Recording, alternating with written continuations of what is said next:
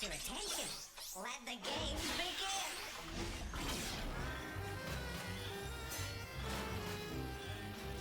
Game cartridges assembling. Greetings. Game loading. Mind your fingers.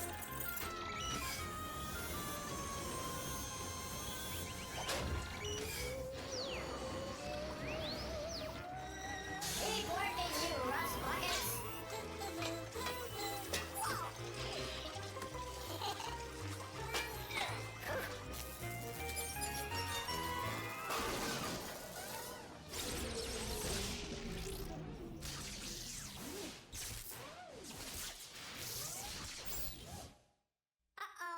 What's good, my dudes? Welcome back to the grid, and today we're hopping on the Magic School Bus back to 1999, a year where Friends ruled prime time, Y2K was in full swing, and the internet was just taking off. This journey takes us to a special corner of my childhood with HBO Family's CrashBox, a game show like no other that aired from 1999 to 2000. It was a show that never made it to DVD or VHS. DVD to VHS. Wow, that's wild. It makes me feel like I really feel my age just saying that. DVD and VHS. Created by Emin Harrington and John Watkin of Planet Grand Pictures and animated by Cup of Coffee Studios, CrashBox challenged us with educational puzzles and games, all presented in an innovative style. The show itself set inside a game computer where green clay cartridges are loaded by rusty tin robots. Truly a Walter Rick photo come to life, filled with technology and pandemonium. This tiny world begins to unfold in front of you. In a home-styled computer, a quirky factory filled with Rube Goldberg-like contraptions and made from unusual parts. It is here the robots create the green boxes or cartridges which house the games that we have come to love. From solving math puzzles with Captain Bones to maintaining our focus in distraction news, to unmasking haunted house party guests, I could go on about this. From the revolting slob to Captain Bob, I could go on forever about CrashBox. Can you help Captain Bob? He's jamming in his soul. Okay, here's the deal. Now I'm gonna show you three things. And you got to tell me what they all got in common. But you got to do it before the water runs out of my tank. Let's go, gang. We got to get jamming. Use your eyes, use your brain before his clues go down the drain. Like I said, we got three things. We got a duck, a baseball cap, and a wallet. What do they all have in common? Quick, the level's dropping. A duck, a baseball cap, and a wallet. We're almost at the bottom, man. Do you see it now? They've all got bills, and so do I. Photo Snoop. I cover the crime beat armed only with my camera and my smarts. Some say it's all camera and no smarts. To them I say, you got it, baby. So come on in and sit down, kid. I'm just looking at my latest batch of photo clues and I need your help figuring them out. Once we have the clues, watch in amazement as I use my unusual gift for deductive reasoning to solve the crime. It was a hot and sultry day. The Hawaiian luau party went wrong. In fact, it was a disaster. And that's why I call this case the case of the Hawaiian luau party disaster. Check out these photo clues and see what you get. Holy moly, I zoomed in way too close here. I'm all ears if you've got any ideas. How about even a kernel of an idea? This one really squashes me. Figuring this one out isn't as easy as catching flies, I tell you. You think you might know? Ouch, that's a prickly one.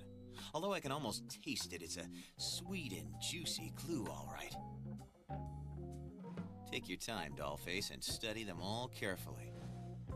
Okay, I'm not giving up until I get all of these. All right, let's try my darkroom computer, the Solutionator.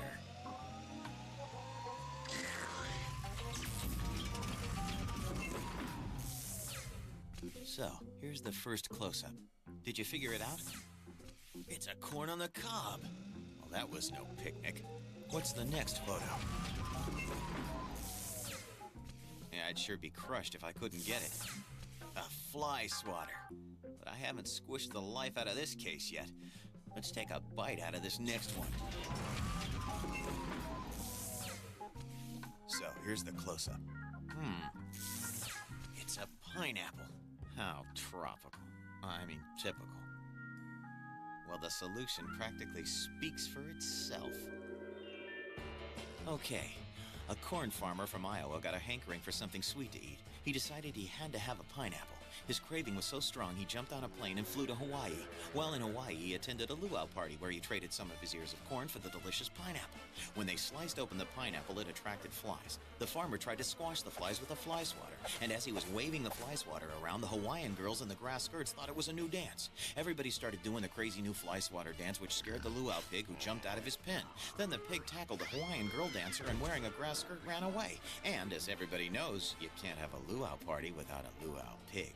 So that's why the party was a disaster. Come on, that wasn't hard, that was easy. Easy, that is, if you're the crime-fighting genius, Lens McCracken, Photo Snoop. Haunted house party. Holy moly. Good evening and welcome to Epilepsy Haunted House warning. Party. How you Tonight's doing? Scary yet quite interesting festivities are in full swing. You're just in time, as our guest of honor is about to slither in. As always, I expect you to figure out who the mystery guest is yourself. That is so scary, and so is your breath. Tonight's mystery guest is very tricky. Hello, everyone. Hello, you mysterious mystery. So he just around the very tricky. Hello, everyone. What? Guys, just give us another way right off the bat. And now, Distraction News with your anchor person, Dora Smarmy.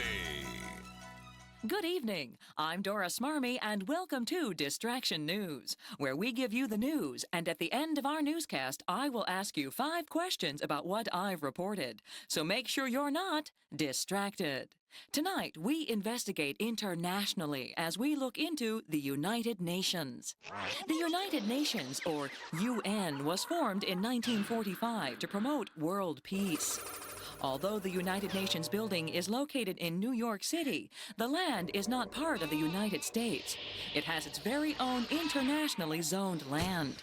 Nickels from the Bat Boy yesterday. Remember, only one of these mugs is telling the truth. The other 3 are lying. First to bat, Beanball Baloo. I was home all day yesterday, reading a book about the first Russians to land on the moon. What do you think? Have the Russians landed on the moon? Let's move on to the picture. Spitter Sykes. I'm innocent, I swear it. I was serving some Great Lakes saltwater taffy to some friends. It is truly bittersweet that CrashBox had such a short run, yet it remains deeply cherished by a generation, myself included.